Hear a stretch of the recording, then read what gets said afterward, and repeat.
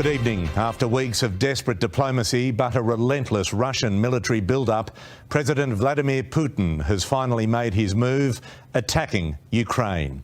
Russian fighter jets are spearheading the assault with airstrikes in border regions and close to the capital, Kyiv. In a television address, Putin painted Russia the victim and Ukraine the aggressor, while warning foreign interference would lead to a terrible retaliation by Moscow. Ukraine waking to war. In the capital Kyiv, blasts break the night sky. And sirens sound as Russia begins its invasion, launching airstrikes at targets across the country.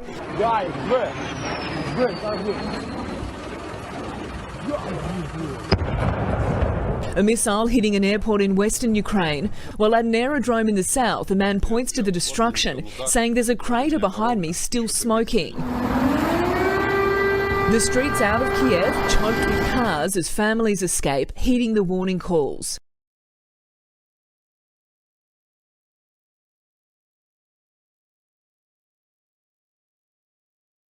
At the exact same time, US ambassadors convened in an effort to find a last-ditch path to peace, Russia declared war. Modern Russia is one of the most powerful nuclear powers in the world. Moreover, it possesses the most advanced weapons. No one should have any doubt that a direct attack on our country will lead to defeat and terrible consequences for any potential aggressors. That aggressor, it says, is Ukraine. Its ambassador directly challenged his Russian counterpart on the floor of the Security Council. Because it's too late, my dear colleagues, to speak about de-escalation. Too late. The Russian president declared a war on the record. Should I play the video of your president? Ambassador, shall I do that right now, or you can't confirm it? As Russian attacks began across Ukraine, the ambassadors engaged in a power struggle of their own.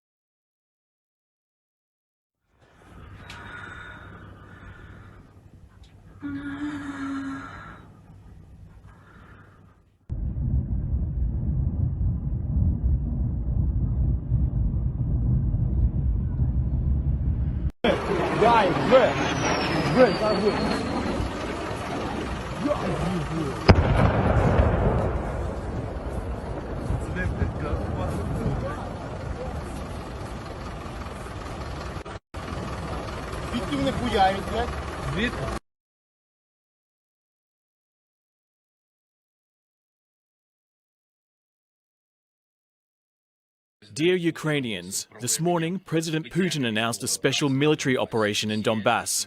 Russia carried out strikes on our military infrastructure, on our border guards.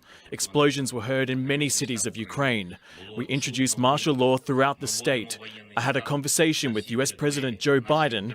The US is starting to gather international support. Today we need you, each of you, to be calm. If possible, stay at home, please.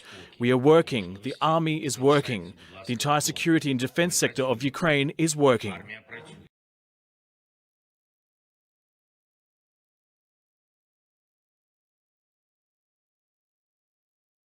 Japan has announced sanctions against Russia over its actions in Ukraine. The sanctions cover the issuance of Russian bonds in Japan and also target 2 breakaway rebel regions in Ukraine.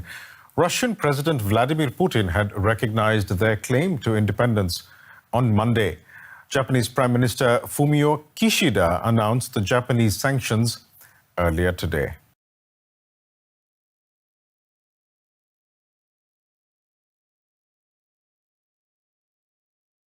Now, Ukraine is under a state of emergency that will last 30 days, and the country has also called up its military reservists.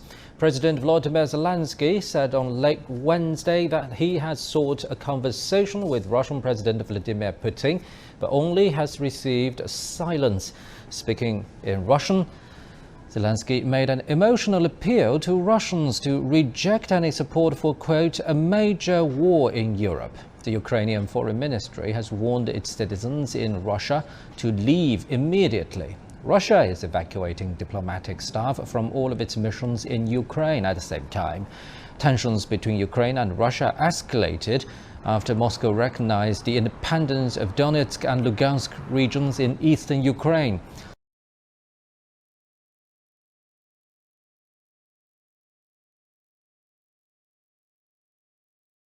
Tonight, former Louisville police officer Brent Hankinson is on trial for his actions in the raid that left Breonna Taylor dead. But the prosecution made it clear in her opening arguments that Hankinson is not on trial for Taylor's death. Hankinson is facing 3 charges of wanton endangerment for firing shots into a neighboring apartment. His shots did not hit Taylor, but it's the only prosecution from the raid that killed her. For years, attorneys for the Taylor family have said this isn't enough. The wanton endangerment charge, it just doesn't make sense when you think about they had wanton endangerment for the white neighbor's apartment, the bullets going there, but not for the bullets going into Breonna Taylor's body.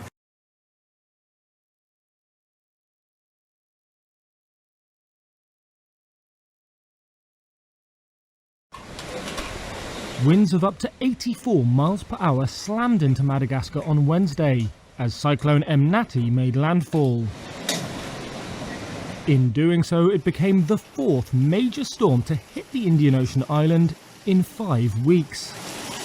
The country is still recovering from the effects of Cyclone Batsarai, which struck on February the 5th.